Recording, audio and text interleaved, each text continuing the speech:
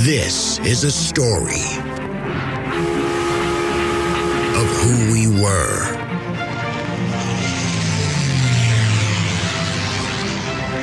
how we got here. Houston, the Eagle has landed. Roger, Tranquility. And where we are going.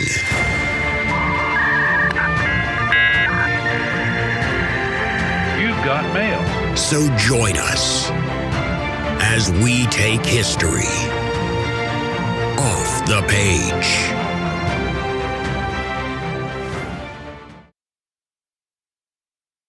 Hello, everyone, and welcome back to another episode of History Off the Page.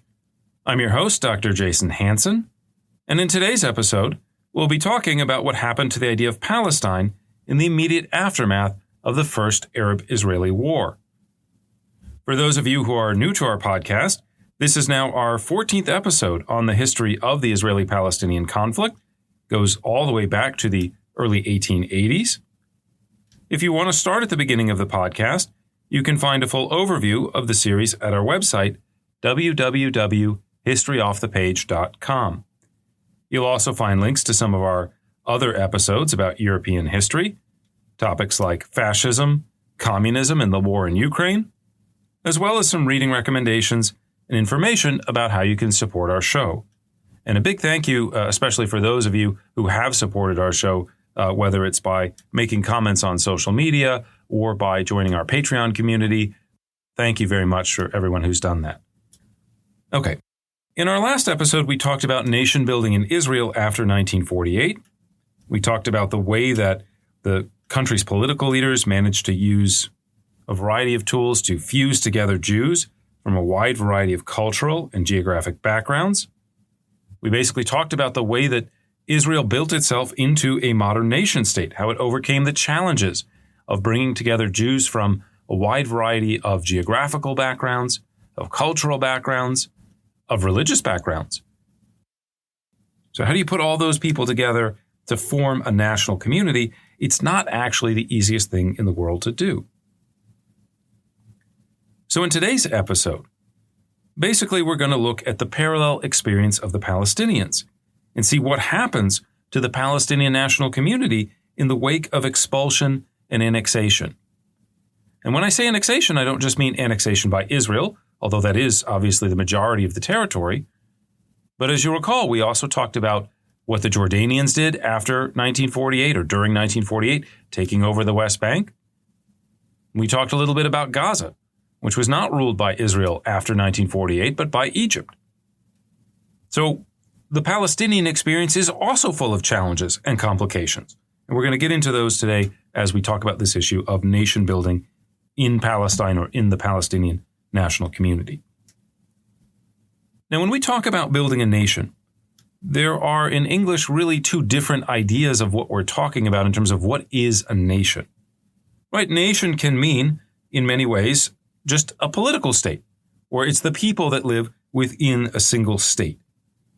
And those people tend to identify culturally with it. They tend to have strong identities, right? What am I? I'm an American.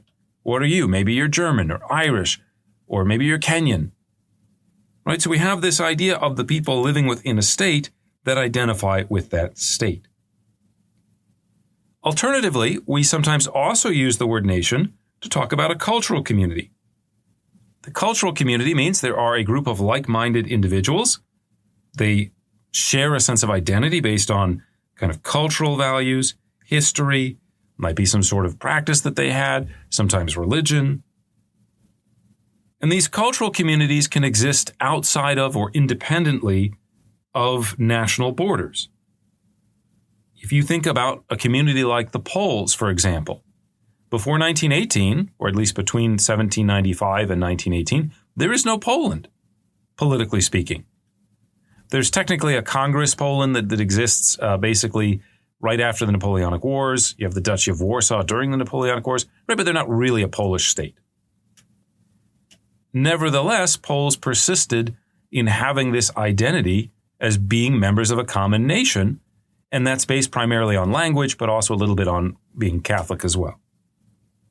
In the 19th century, it became popular for nationalists to argue that these two visions of the nation, the cultural nation, all the people out there that speak German, all the people that speak Italian, that the idea that the cultural and the political nation should coincide. And so again, we just mentioned this, Poles, Germans, Italians, right?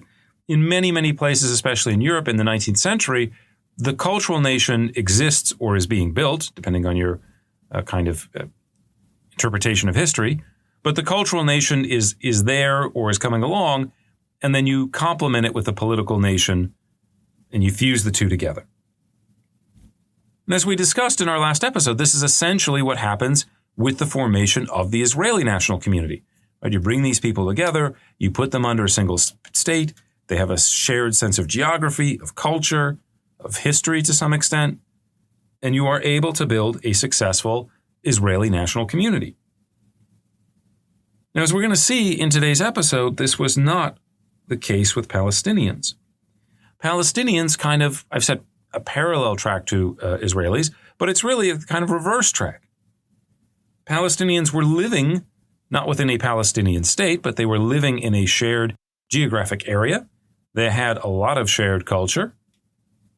Religiously, there's a lot of difference, so that's not a point of unity, but you still had this kind of basic fundamental characteristics that one could say would have developed or could have developed into a political nation state, a political national community. Except what happens, of course, is the civil war in 1947 to 48. You have the expulsion of many Palestinians from areas that are controlled by Israel.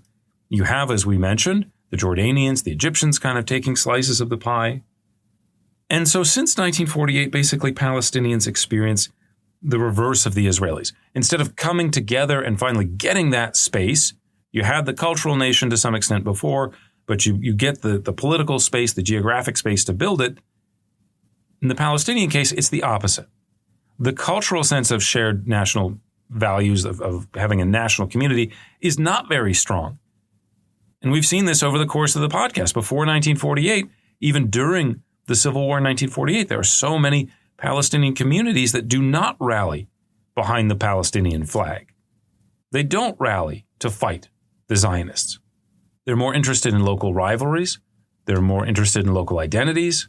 They're trying to understand their experiences and their places in the world in a way in which national identity is not necessarily the primary marker. Now, obviously, for some it is, but when we're talking about the broad swath of the population, there isn't that sense of cultural unity. There was geographic unity, but that is shattered, obviously, by 1948. And so what's really fascinating about it is that Palestinians, in many ways, begin to construct a nation without the geographic continuity that so many peoples have, right? They build a national community in terms of the culture after they've lost the political national community. We're going to get into more of the details of this again as we go through the episode. But one thing that we should note is if you go back and you look at people in the 1950s talking about Palestine, talking about Palestinian nationalism, talking in some ways about Palestinians themselves, there is not a lot of recognition or focus on the idea of being Palestinian as a separate nationality. To many kind of contemporary observers in the 1950s, the story of Palestinian nationalism is a story of failure. In the wake of the Nakbah, Palestinians do not rally around pre-existing institutions or leaders. When you get to the 1960s and you see this kind of flourishing, especially after 1967, of Palestinian nationalism, it is not people who were seen as critical players in the mandate period. It is going to be a new, younger generation of Palestinians that are going to play the key role in that process. And so again, when you're talking about Palestinian nationalism in the 1950s, a lot of people, both in the region, people outside the region, people at international bodies like the United Nations, they don't really put much emphasis on the idea of Palestinian, and they tend to see people as Arabs rather than Palestinians. And we'll see the ways in which this affects the story, especially of the refugees, in our next episode when we get into the refugee issue more closely. So again, in the first part of the episode today, we'll look at Palestinian nation building from a political perspective. we're going to try to answer this question of what happened to Palestine. As we said, obviously part of it was taken by Israel beyond just the partition area, right? There was some of it that was annexed and taken during the Civil War in 1948, during the first Arab-Israeli War that followed. But what happened to the idea of a political Palestine? Why was it stillborn and how did it never go anywhere? That's the first half of the episode. In the second half, we're going to talk more about this cultural side of things. How do Palestinians create and maintain and in some ways even enhance a sense of shared values and belonging and identity outside of having a common geographical or, again, political kind of context? Finally, a brief programming note. We're going to be talking about states and concepts, but we don't want to lose sight of the fact that the story that we're telling here at its root is a human story. It's a story about human experiences, about suffering, about trauma, about triumph in some ways. And so we do want to go and talk about the actual individuals that are living through the experience of the late 1940s, mid-1950s from the Palestinian perspective. And in this case, we're definitely talking about the refugee experience. And so our next episode is going to be exclusively dedicated to talking about this issue of the Palestinian refugees. What happens to them? What does it feel like? What is the environment that they live in? And so we'll get into all of that on the next episode. Okay, let's begin by talking about what happened politically to Palestine after 1948. Because again, despite losing the Civil War, there still should have been the possibility of creating an independent Palestinian state. There still should have been the possibility of partitioning the land. So why, after the truces in 1949 were signed and the war ends, why does no independent Palestinian state emerge? And we'll see one of the big obstacles to it is not only sort of decisions made by Palestinians themselves, but more importantly, decisions made by other Arab leaders. And here in particular, we're going to see this kind of very strong rivalry between Jordan and Egypt. And one could argue that the Palestinian politics becomes a kind of political football in this kind of battle between Egypt and Jordan over which state is going to become kind of the leading Arab state in the region in the 1950s. Anyway, to reset the scene a little bit, those of you who've listened to the podcast before will recall that before 1947, there was no Palestinian state prior to the partition. Instead, basically the British recognize these two separate geographically overlapping authorities within Mandate Palestine. One is supposed to represent the Jews, the other is supposed to represent the Arabs. Now, for Palestinians, this kind of Arab organ, if you will, or institution, was known as the Arab Higher Committee, which had been reconstituted after the end of World War II. If you haven't heard the podcast before, basically from 1936 to 39, we have a revolt that happens in Mandate Palestine, and basically the political organization that will lead the revolt becomes known as the Arab Higher Committee. At any rate, they bring back the Arab Higher Committee after World War II, and it's supposed to represent, again, all the sort of Palestinian interests, all the Arab interests in the region. But the committee itself tends to be dominated by members of the Husseini clan. And this becomes problematic because the Husseini clan had been engaged in a kind of long-term political struggle for dominance versus other Palestinian families, and in particular, the Nashashibi clan. And of course, we talked about all this in previous episodes, so if you're sitting there going, what on earth is he talking about? Just go back and listen to, again, some of our previous episodes on the subject. At any rate, there are concerns, especially about the role that Hajj Amin al-Husseini, the former Grand Mufti of Jerusalem, the role that he might play in such an independent Palestinian state. And so as we get this kind of moment after World War II, as there's a kind of buildup going on, there is a lot of wariness among not just the sort of Jewish community, not just among the British community, but also among members of the other Arab states about what might happen if Hajj Amin al-Husseini emerges as the kind of key player or key leader of an independent Palestine. There's a variety of reasons behind this. I mentioned a second ago the kind of long history of infighting, right? During the 1936 to 39 rebellion, there is almost like a civil war that happens on the Palestinian side. The British, who still have a lot of influence with neighboring Arab countries, are also very wary of the Mufti. One of the reasons why is he spends most of the war in Nazi Germany. He's actively supporting Nazi Germany, trying to get Arabs to rally to the Nazi German side. We talked about some of this in our episode on World War II. So there's a lot of reasons for outsiders who are intervening in the political conflict in Mandate Palestine to not want to see the creation of a proto-government in the same way that Zionists are able to pull off. Zionists will build up a kind of shell of a government so that when independence comes, they are ready to just kind of slide in and take over a lot of the functions that the British had been doing or that governments kind of usually perform. Even as late as September 1947, when there are discussions at the United Nations about the idea of a partition, should we approve it? Should we divide the land in such and such a way? You would think that Arab leaders would want to endorse the idea of an independent Palestinian government. But they don't. They actually reject this because they don't want to create a parallel that allows kind of neutral members to say, well, there's a Jewish government here and there's an Arab government here, so why not just cut the land between them? Right? They're still holding out hope of forming a united government for all of mandatory Palestine. Maybe would include Jews, maybe not, but it is a unified government as opposed to a sort of sectarian government that then can justify partition. Needless to say, this idea is pretty ineffective. The Jewish community of Palestine, as we mentioned, builds national institutions in the fall of 1947. When the Civil War comes, they are really well equipped to fight it. They not only have like a strong military command, they have political institutions. They kind of drive the economy towards a war footing. They're able to get supplies. They're able to purchase weapons from Czechoslovakia.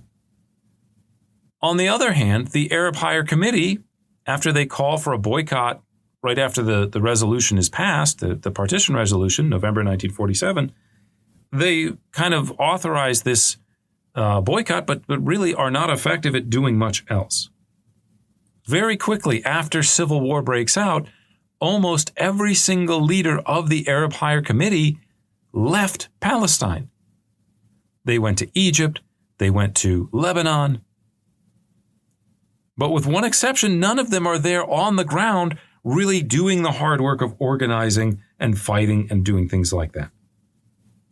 There are a couple of people, players, you might say, that could have emerged in a sort of George Washington type role for the Palestinians. One of them is the military commander Al-Qadir al-Husseini. Al-Husseini is killed in battle in April 1948. So basically, the Palestinian community is kind of caught by surprise with the Civil War. They're not well enough equipped institutionally to be able to prosecute the war, and their leaders fly and flee and abandon them in some ways. And so the inertia for the struggle for Palestine largely passes to the Arab states. So in this context, most Palestinians began to attach themselves to specific Arab patrons, rather than remaining under an independent Palestinian organization. We mentioned Haj Amin al-Husseini a moment ago. Husseini actually returns to Gaza under Egyptian protection, and there he works with members of the Arab League to found the All-Palestine Government, or APG, in early September 1948. Now, initially, the APG was led by a former banker and politician named Ahmed Hilmi. Hilmi, just by coincidence, happens to be the only Palestinian AHC member who stayed in Palestine after the beginning of civil war in November 1947. So Hilmi attempts to build out the structure, the skeleton, if you will, of a national government. On September 22nd, for example, the APG created a 12-person cabinet. They can't really carry out elections because you're still in the middle of a war. But they issue invitations to 150 Palestinian notables. They say, come to Gaza, participate in the new legislature that's going to be known as the National Council. Now, unfortunately, due to conditions related to the war and a little bit of interference by especially the Jordanians, only about half of these notables actually show up. Most of them, ironically, are from Jerusalem and Nablus. I say ironically because the council is being held in Gaza. The one group of Palestinians who are not really represented by the notables are the Palestinians in Gaza. Gaza was a kind of poor territory. It's kind of on the edge. It's got some coastline, right? So that's there. But if you've been following the war today, in Gaza, you know that there's not a lot of resources. There's not a lot of space there, right? So Gaza had a couple towns, but it wasn't really, the beating heart and soul of the Palestinian economy. And as a result, the Gazans will basically be left out of this APG, All-Palestine government. For several weeks, the APG tries to become an independent state. They approach other countries. They ask for recognition. They actually begin issuing passports. They issue about 14,000 of them in these initial couple weeks when they're in existence. Of course, another thing that governments do, even libertarians would agree this is something you want the government to do, is to defend the people. And so you need an army. And so the APG will put out calls to reconstitute the Husseini-led Army for the Holy Jihad. On September 30th, the APG issues a call for mass mobilization of Palestinians for war. They actually require all men between the ages of 18 and 40 to register in order to fight. Stay with us. We'll be right back.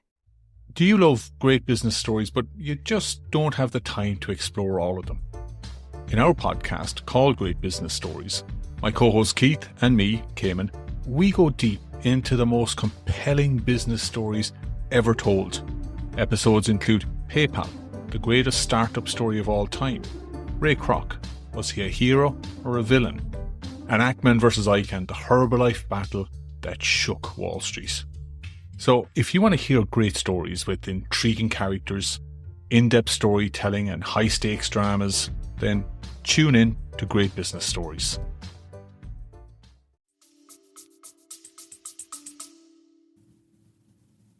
They do a number of other things in terms of state building. They will issue a Declaration of Independence. They claim Jerusalem as the capital of this independent Palestine. They promise freedom of worship at holy sites of the region, not just for Muslims, but also for Christians and for Jews. They also come up with the flag of Palestine. They establish for the first time an independent official flag of Palestine. All of this makes total sense, right? If you're going to build a government, if you're starting a new nation, they are kind of checking the boxes. So why wasn't there an independent Palestine? Where did things go wrong?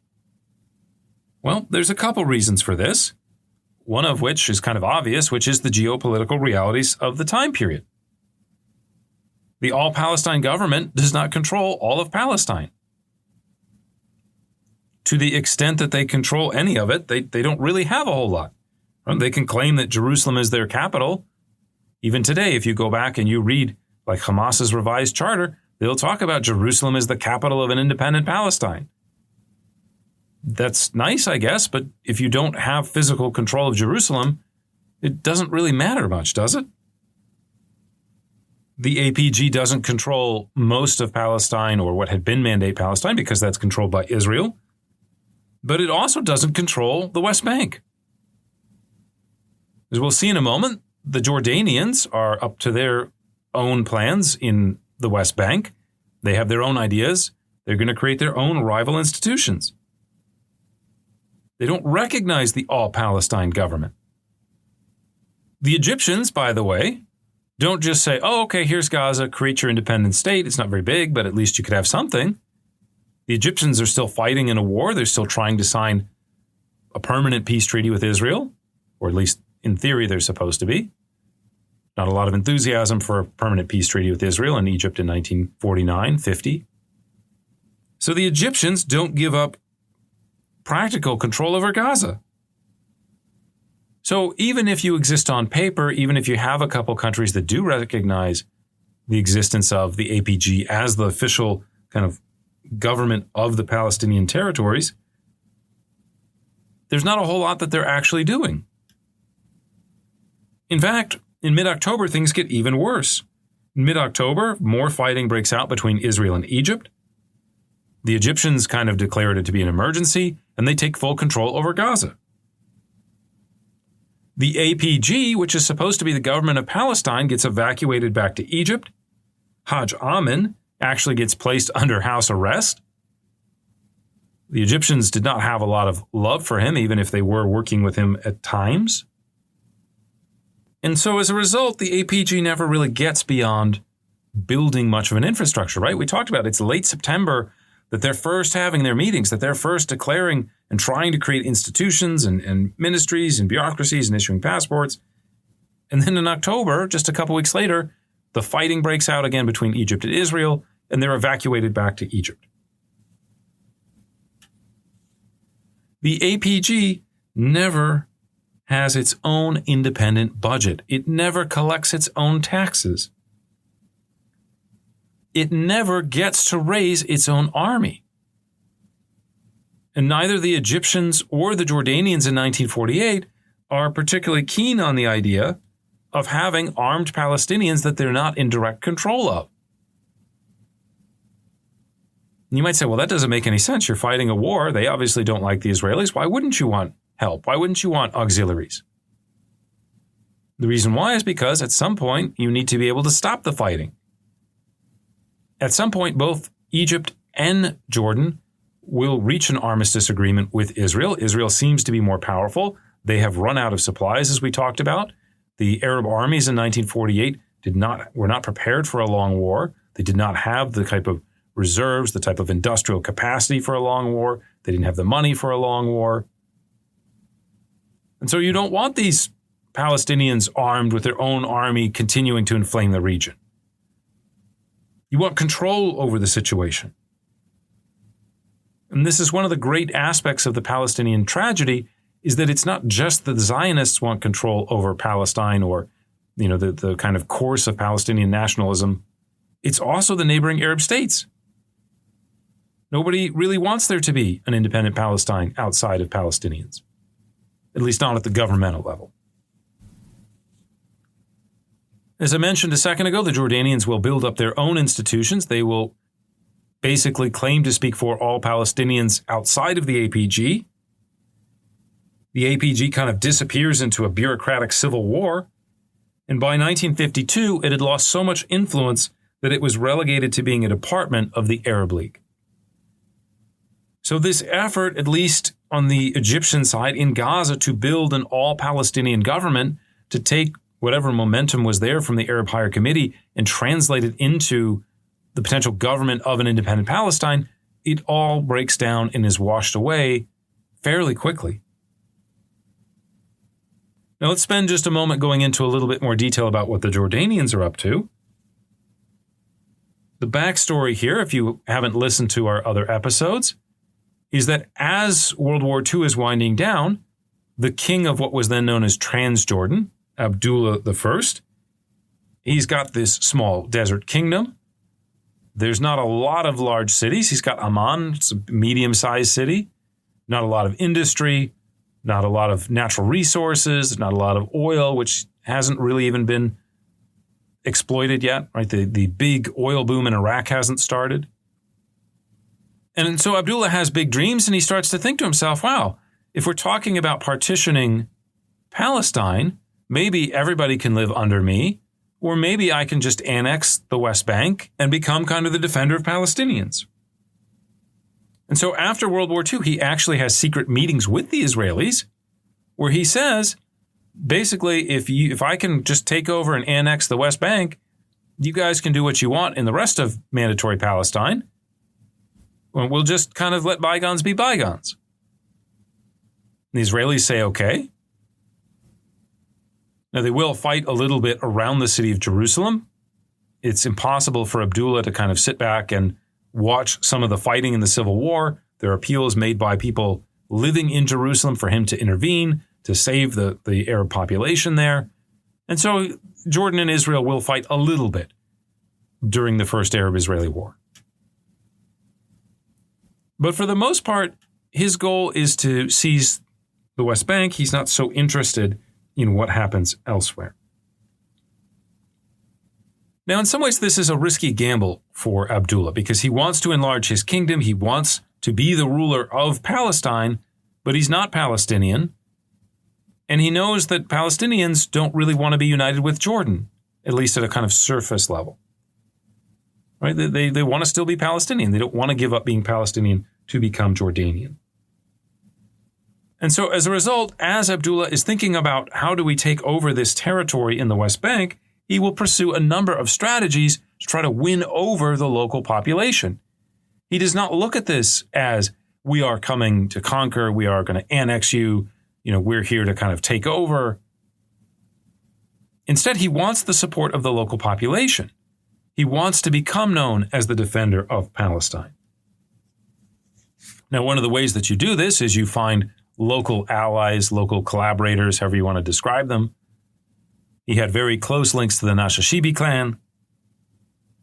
And so Jordanian authorities will try to kind of play up their own men in the West Bank, and they will try to discredit the Husseinis, discredit the all-Palestine government. Abdullah will actively try to support Palestinian communities in the West Bank.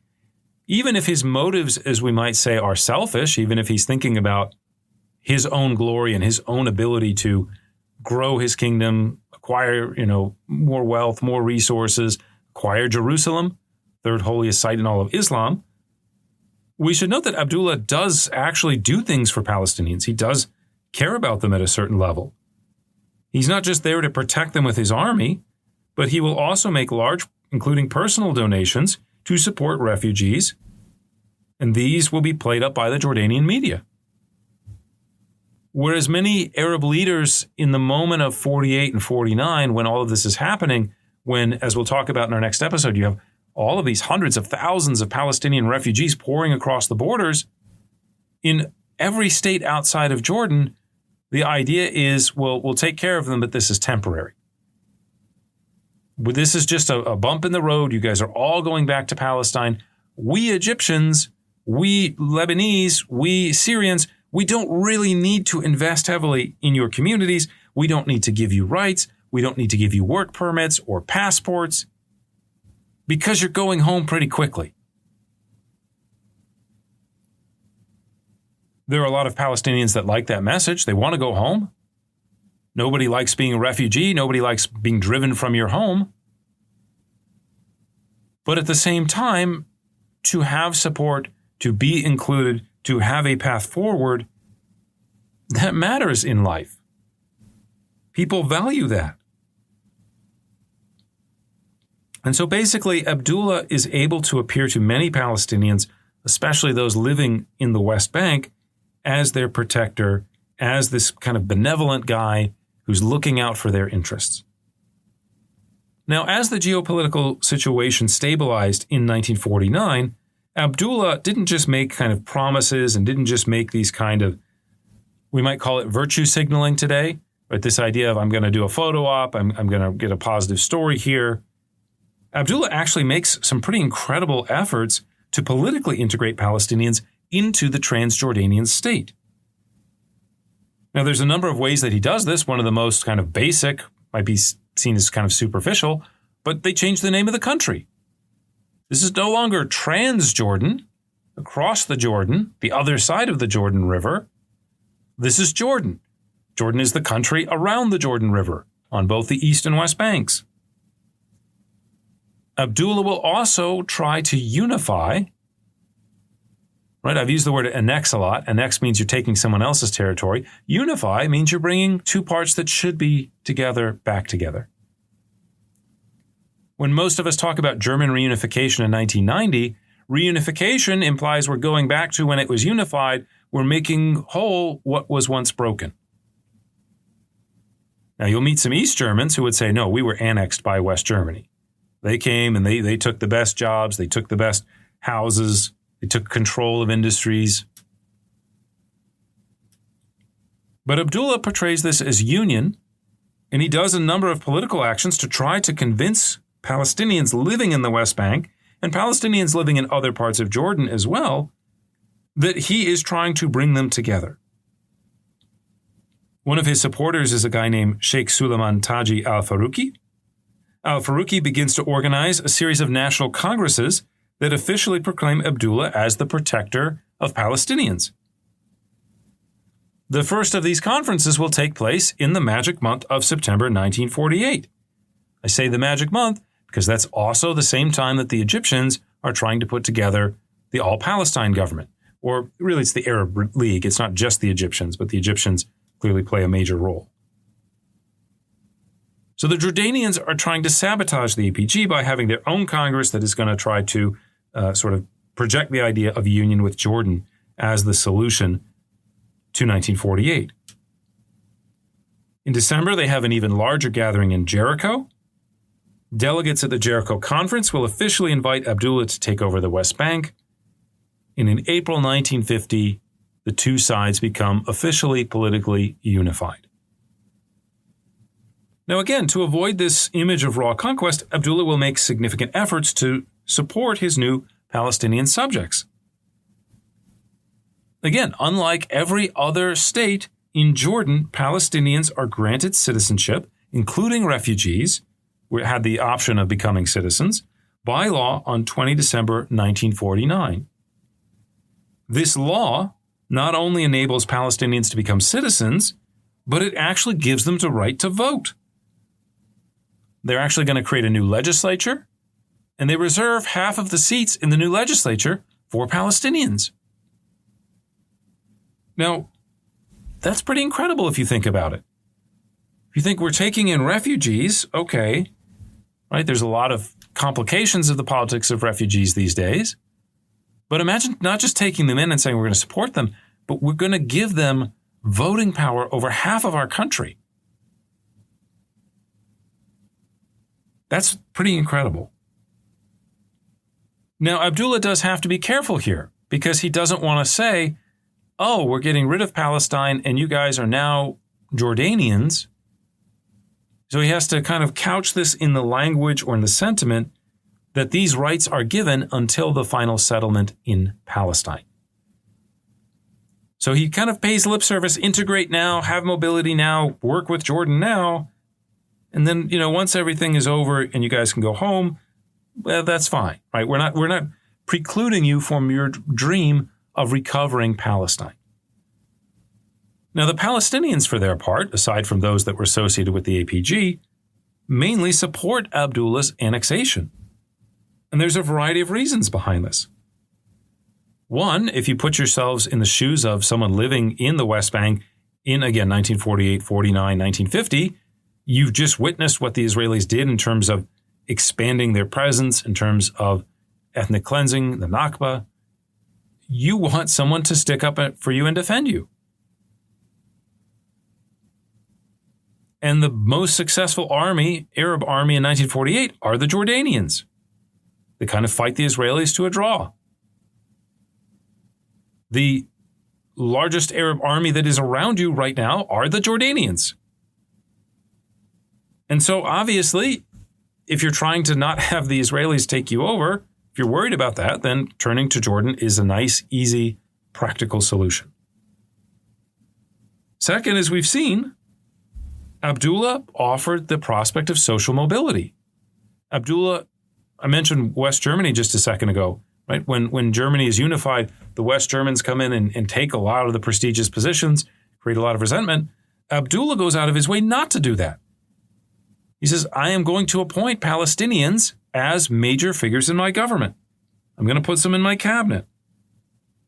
I'm going to give them some say in their local government. That's a much better deal than any other Palestinian community got in the diaspora. That's a much, much better deal than a lot of refugees have gotten. Think about the Syrian refugees today. Think about the refugees that are in Gaza right now, moving around Gaza. They're not really being accepted anywhere else. What is their future? We don't really know. The war has to end, and then we still don't know. these people in Jordan in 1950, they can go to university. They can vote in elections. They can open a business. Very importantly, they get a passport. And the passport doesn't just mean, oh, I have a passport, it's nice. It means I can go to other Arab countries. You can't necessarily do that if you're a refugee in some of these other stateless areas. Not to jump too far ahead of ourselves, but one of the things that's going to happen in the 1950s is the Iraqi oil boom will start. There are going to be a lot of jobs in Iraq, building oil facilities, pipelines, doing the excavation, doing all the things that you need to do that are associated with an oil economy. Jordanians, or Palestinian Jordanians, I guess you could say, because they have a passport, they can go work in Iraq. Abdullah also will kind of play the carrot and stick game, right? He's going to create patronage networks. He'll support Palestinians who support him, and he'll repress those who don't, right? It's not modern day Iranian version of like secret police and stuff, but there is some repression in Jordan as well. It's not a democracy. There isn't free speech. A fourth thing that we could also talk about is pan-Arabism. And we haven't really talked a lot about pan-Arabism in the podcast that much. We're going to get into that when we talk about the Suez Crisis a couple episodes from now. But basically, pan-Arabism is the idea that all Arabs kind of share this same culture, this same kind of common destiny, and so shouldn't they be at some level politically united? Should they all be together in the same state? Should they all just kind of work together and have a sort of natural Arab alliance? Right? There's different versions of it. But at the heart of pan-Arabism is the idea that the most important identity is not being Iraqi or Syrian or Jordanian. The most important identity is being an Arab. And so if that is your sort of political position, you say all the Arabs need to join together in one state, then Palestinians and Jordanians coming together in a single Arab state is a step towards pan-Arabism. And so pan-Arabists like this idea of union. Now, I've said this before, and I just want to re-emphasize this, that Abdullah's efforts are for many Palestinians a double-edged sword. And this is something we're going to talk about a lot more in the next episode when we start talking about the refugee experience. Because I think a lot of us would think, okay, if you're a refugee, don't you want social mobility? Don't you want to be integrated into the local community that you're living in as quickly as possible? Don't you want a passport? Don't you want rights? And for a lot of Palestinians, they want some of those things, but not the entirety of it. Because to become an Egyptian citizen, to become a Syrian citizen, to say, oh, we're all Arabs together, so we're just, we'll all live in Iraq, it kind of means giving up being Palestinian. And even though, as we talked about, this idea of Palestinian nationhood before 1948, it exists, it's not the strongest form of nationalism in the world. To give up your national identity is incredibly difficult. In fact, it's one of the issues that is driving hostility to the EU. Well, we can say that French, German, Bulgarian, Scottish, they're all Europeans. Why not just all live in a country called Europe? Many people today would say, well, I don't want to give up being French. I don't want to give up being Italian. I like my particular identity.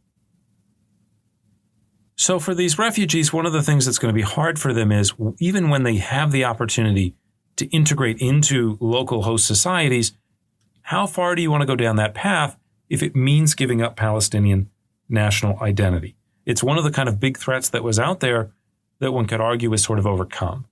And I'll get to that more in just a second. Last thing I want to say as we wrap up this discussion of what happens politically to this political entity of Palestine after 1948 is that the lack of having clear institutions, clear political leaders, a government in exile, the lack of that makes it harder to create a sense of Palestinian national identity. If you were someone who felt very deeply Palestinian and you're a refugee and the year is 1950, who do you look to? Who do you celebrate? Where is the struggle? How does it continue? Through what institutions? Behind which leaders? Simply put, the old authorities and structures had either been destroyed, discredited, or were subsumed by other states. New ones had not yet emerged to take their place. And so, as a result, again, many observers looking at the Middle East in the 1950s tend to overlook even the existence of a Palestinian national movement. When UN authorities arrive in the region to try to solve the refugee crisis, in addition to kind of saying, well, the refugees should be able to go back to Israel and participating in some conferences discussing this, their kind of next solution, or solution 1A, if you will, is just to have these Palestinian Arabs assimilate into the local neighboring Arab states. And again, this doesn't work, or it runs headlong into the problem of asking people to give up their distinct national identity. We don't talk today about Burgundians. You will never meet someone that says, I am a Burgundian American. It sounds like actually a line from a great comedy show, like making fun of nationalism, right? The Burgundian American Club. What happened to Burgundy?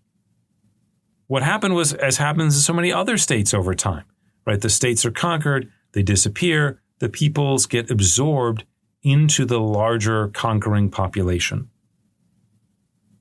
From a moral standpoint, then, the international approach to Palestinians in the 1950s arguably makes the situation much worse.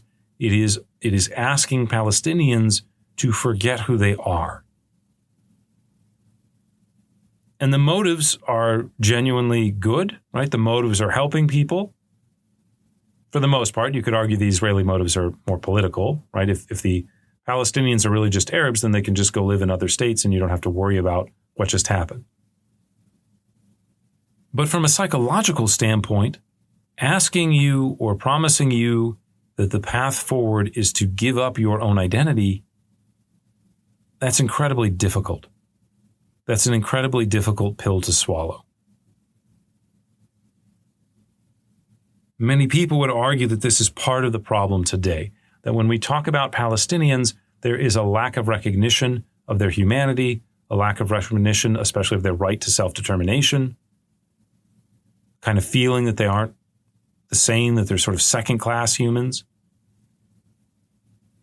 And even if you want to argue that that isn't necessarily the case, you can understand why people would feel that way.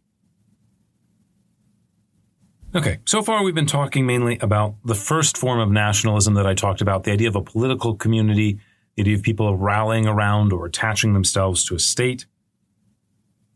But as I also indicated, peoples are often formed first kind of culturally and then later on as a political community. If you go back and listen to our episode about German nationalism and how Germany became unified in the 1860s and 1870s to some extent, you'll hear me talk about how Germans sort of created this idea of a cultural nation, and then the Prussians kind of built a political superstructure around it. For Palestinians, the post-48 context both enabled and made extraordinarily challenging the question of building a national community. We've talked already about the lack of kind of political leadership. We could also mention the issue of geography, right? If belonging to a nation comes from shared experiences, comes from living in the same area, working together, experiencing the same things. I live here in Greenville, South Carolina. We recently had, about a month ago, Hurricane Helene.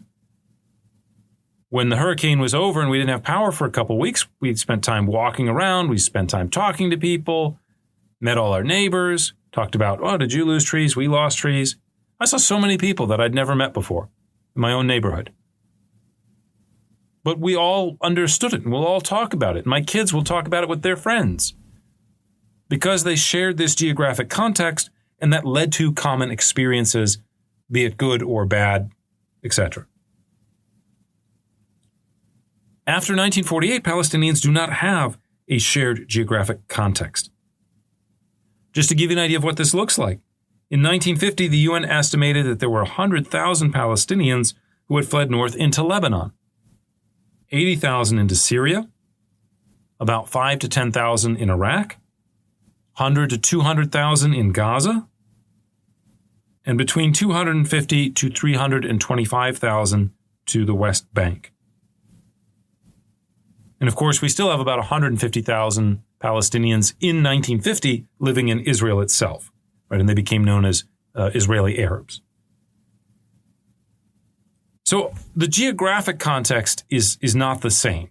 So that's going to be a barrier to creating a kind of cultural idea of nationhood. Another thing is that the refugee experiences are not the same. As we mentioned in a previous episode, people that are better off, people that are skilled workers leave earlier. A lot of the skilled workers from Jerusalem, for example, will just go over and live in the West Bank. We talked about the conditions in Jordan and the way that Palestinians are able to integrate into Jordanian society, the ability for them to have some social mobility, even some geographic mobility. On the other hand, even in those refugees going to Jordan, there's plenty of people that are unskilled workers. They don't have a lot of money. They're farmers. They're agricultural laborers. And when they get to Jordan or Egypt or Syria or Lebanon, they don't have the same experiences. They don't have the same ability to assimilate that other Palestinians had.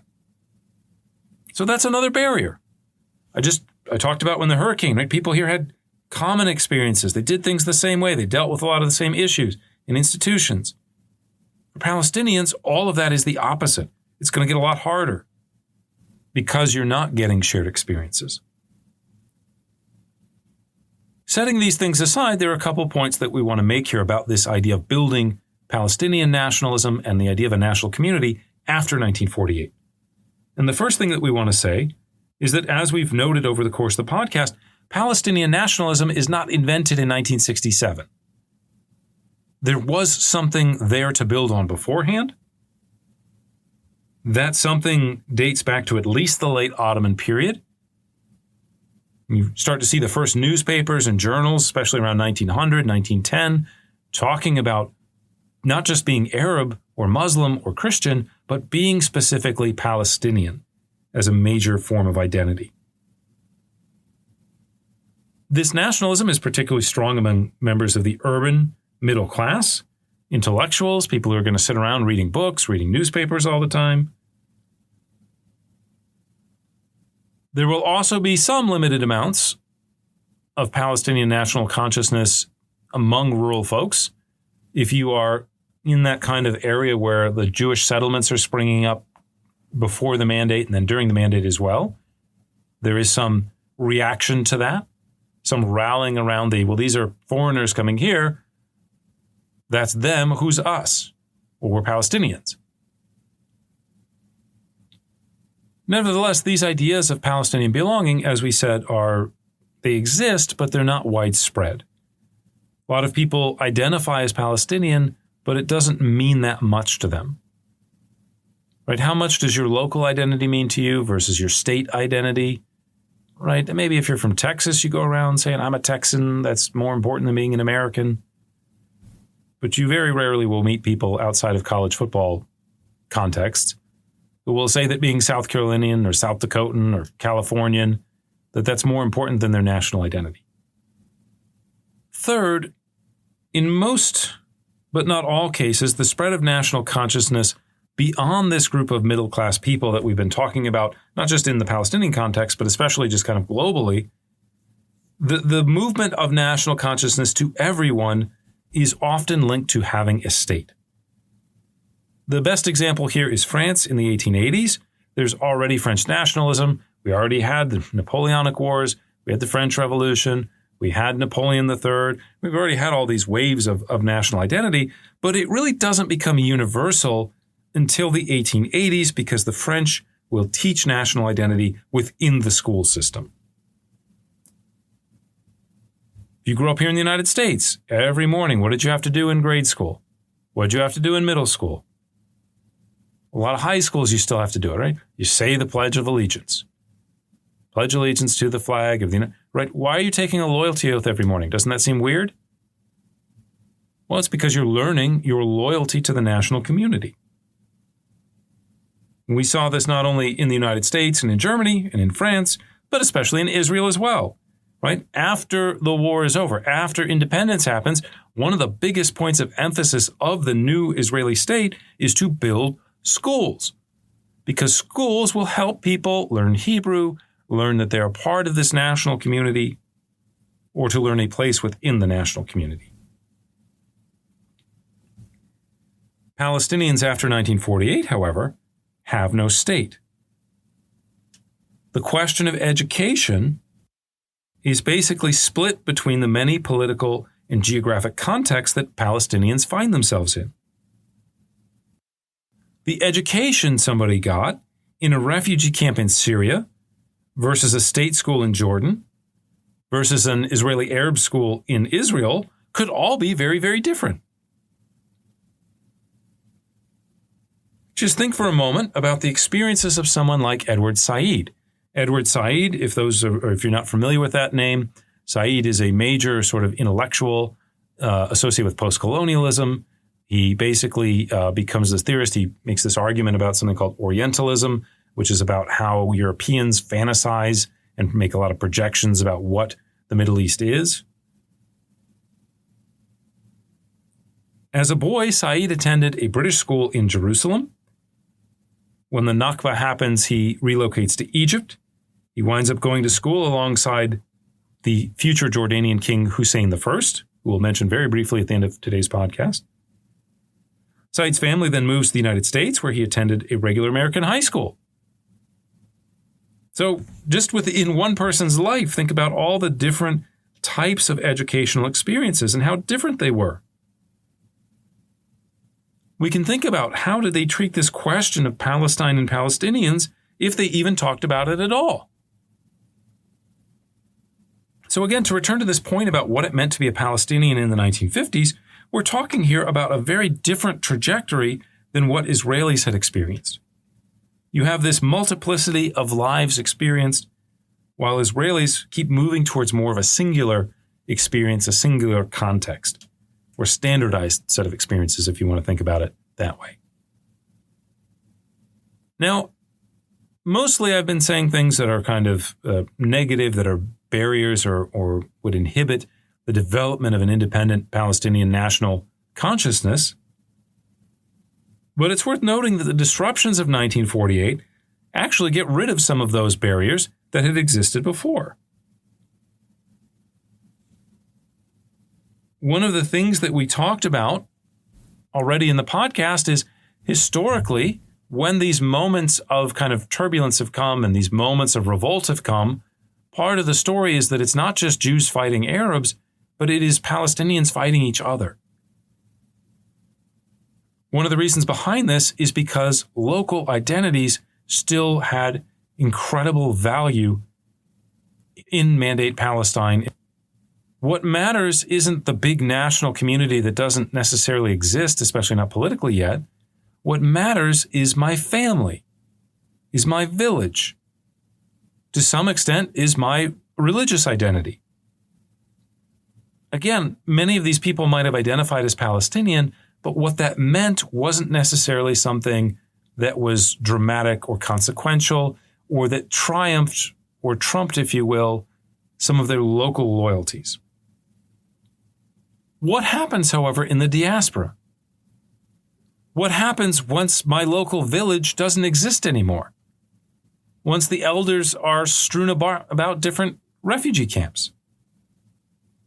These existing or pre-existing social structures are in many ways washed away by the Nakbah. And what replaces them is the universal or shared experience of dispossession and flight. Class differences remain to some extent, but they mean a lot less post-1948 after everybody's been driven out of their homes. It doesn't matter as much which family you're from or what the rivalry is, who's going to be appointed the head of a charitable foundation or mayor, if nobody's going to be head of the town. The experience of expulsion cuts across religious lines. It cuts across political lines. As Rashid Khalidi has written, quote, "These shocks had also deepened the sense of a shared fate, making it a primary category of identity for many," end quote. This is something that we've seen in several contexts already in the podcast. This idea of not just shared experience, but shared trauma and shared suffering. And the way in which shared trauma can lead to a focus or a heightening of identity. We talked about this a little bit when we talked about the emergence of homosexuality as an identity, but I think the better example here is actually German nationalism. German nationalism, one could argue, doesn't start with people sitting around drinking beer and wearing lederhosen. It starts with the French invading the German lands and putting heavy taxes on the German people, on conscription, on changing their laws and forcing them to adopt the Code Napoleon. It's generated by outrage at the suffering of the German people at the hands of the French. And so in many ways, the shared trauma of 1948 helps cement a sense of common identity that had struggled to take complete hold in Palestine before 1948. Despite their physical and experiential separation, Palestinians, like other diasporic nationalities, Kurds, Armenians, and especially Zionists, if you want to say Jews, some Jews don't necessarily identify as Zionists, wouldn't say that Judaism is a nationality. But there are many Jews, especially after World War II, who do feel that way, and they build a successful diasporic national community. Well, Palestinians do the same after 1948. It isn't readily apparent. It takes a little bit to kind of emerge. But it's going to happen. And it's going to be built on this shared notion of national trauma. Everything goes back to 1948. There's a kind of another way of thinking about this too, where when you are living in Palestine before 1948, you have all these other loyalties and all these other complications. The knowledge that you have of being a member of the national community comes through experience. You don't have to read a book to know that you're part of the community. Once we are forced into exile, though, once we face this difficult existential question of keeping the national community alive, we will begin to work towards it. We will begin to take actions to help us remember what the community looked like, what it's supposed to be. I can't just say, oh, this is what Haifa used to look like. I just remember it. I just experienced it. Instead, I have to do cultural work to create books, to write down poetry, to record interviews, to talk about and create a memory of a place called Palestine. And so Palestinians after 1948 have done a lot of that work. And in doing a lot of that work and educating themselves and reminding themselves and remembering themselves about what this thing was that they have actually made it stronger and more relevant to their lives than it maybe was beforehand. Now, in 1950, this sense of national identity was not readily obvious, especially at the national level. If you think about it, many Palestinians were still coping with the direct effects of the Nakbah, right? The time to get together and have big rallies and publish books and celebrate Palestinian nationhood, you have to survive first. And that's what a lot of people were doing in the immediate aftermath of the Nakbah, again, into the early 1950s. But beneath the surface, again, we have these new shoots of national consciousness that begin to take place, led especially by young Palestinian men studying at universities in places like Egypt and Lebanon. The most famous of these, of course, was Yasser Arafat, a young man of Gazan descent who had been born outside of Cairo and who had spent the mid-1930s as a boy in turbulent Jerusalem. In 1952, Arafat was elected head of the General Union of Palestinian Students at Cairo University, where he came into contact with several other prominent Palestinians involved in the Muslim Brotherhood. Another key figure that you may have heard about is a guy named Mahmoud Abbas, who is today the current head of the Palestinian Authority.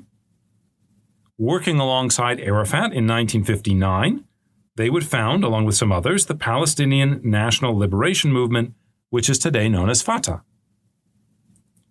Another example of one of these kind of, again, early Palestinian nationalists from 1951 was the founder of the Arab Nationalist Movement by George Habash.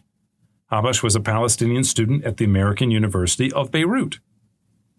Now, Habash's movement was more based on the idea of a kind of secular Arab nationalism than distinctly Palestinian nationhood. As we'll see and talk about, especially when we talk about 1956 and Nasser, this secular Arab nationalism preached the idea of political renaissance. It was strongly anti-colonial. And a big part of its project was the idea of recovering Palestine from Israel. And so it therefore attracted very significant Palestinian support. And in some ways, one could argue that this became a vehicle to pursue Palestinian nationalism before 1967, even if it wasn't explicitly Palestinian nationalism. It didn't announce itself as such. There's a lot more that we can say here, but let's save some of it for our next episode when we talked about armed resistance to Israel in the 1950s and the broader refugee experience. But before we wrap things up, there are two last points that I want to make. First, given all the challenges faced by Palestinian nationalists in the years immediately after the Nakbah, their ability to save and even strengthen Palestinian nationalism is quite impressive. As I said, there are many nationalities over the course of time, like the Burgundians, maybe you don't want to use the word nationality, but identities, that just get erased over the course of history. You can also think about that in multicultural societies like the United States. Once upon a time, there were these very strong ethnic communities, whether they were Italian communities, Irish communities, German communities. Right? People in late 19th century Milwaukee that are descended from German immigrants, a lot of them still speak German. That was the case. But over the course of time, those people have given up their separate national identities. They might say, oh, we're German Americans, we still like to drink beer and eat cheese, but it's not really the same thing. So to keep your national identity afloat in the diaspora, in the conditions that Palestinians faced, with a lack of resources, it's pretty damn impressive. In a way, one could say that the story of Palestine or of Palestinians is a story of political failure, of time and time again trying to assert agency in a political sense over your national destiny and failing. But at the same time, that is complemented by a kind of spiritual or cultural triumph. This uncanny ability to endure in terms of national spirit, even amongst the hardest or most difficult national circumstances. So again, I find that as an historian to be very impressive and fascinating. Second, there's one other kind of loose end that we need to tie up before we wrap up the podcast today, and that concerns Abdullah. We've talked a lot about Abdullah over the course of the past couple episodes, and you could really argue that outside of someone like David Ben-Gurion, Abdullah has probably one of the largest roles to play in shaping the Middle East of the mid-1950s and even all the way till today.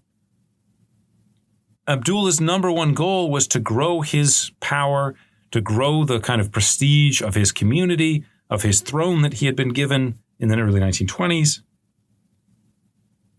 And in a way, he kind of pulls that off. If you want to put it in a kind of crass way, Abdullah's will to grow his kingdom by kind of annexing what could have been an independent Palestine, that will prove stronger than the internal national desire of Palestinians to have their own state or their ability to create their own state. In a way, he, like Ben-Gurion, conquers part of Palestine and conquers, one could argue, part of its nationalist movement. In the end, however, as is often the case in history, this triumph proved pyrrhic. On July 20th, 1951, just over a year after the official union of the East and West Bank and the creation of the Jordanian state, Abdullah was shot by a 21-year-old Palestinian tailor's apprentice while leaving the Al-Aqsa Mosque in Jerusalem. The gunman supposedly had connections to the Husseini clan, who we mentioned Abdullah did not like and didn't get along with very well. Supposedly, the gunman also had connections to more radical Palestinian organizations that had rejected the union with Jordan. And so, having kind of pulled off this incredible feat, Abdullah never gets to enjoy the fruits of his labor. More importantly, the assassination also set off a succession crisis, since the elder of the king's two sons, Talal, was schizophrenic. After a single turbulent year in power, Talal was deposed, and at the tender age of 17, his son, Hussein, Abdullah's grandson then, ascended to the throne, the one that had actually gone to school with Edward Said at one point. And so as Israel and its Arab neighbors adjusted to the new political realities of the reshaped Middle East, and as they tried to shape what that would look like going forward, Jordan found itself in a position of political and strategic weakness. What would its relationship be with the new Israelis? Abdullah had tried to come to a kind of go along and get along and modus operandi where basically the two sides could coexist. They'd fought a war, but there was kind of understandings. Abdullah was certainly strong enough to resist the pressure of the other Arab states. They didn't want him annexing Jordan. They didn't want him annexing the West Bank, and he did it anyways, right? So going from a strong leader to a weak one, what would the relationship be not only between Jordan and Israel, but also Jordan and its Arab neighbors, especially Egypt? When we talk about Egypt in the early 1950s, we are talking about the Egypt of Gamal Abdel Nasser, who is not only sort of powerful and popular within Egypt itself, but who becomes a symbol of this new secular Arab nationalism that is simultaneously anti-colonial.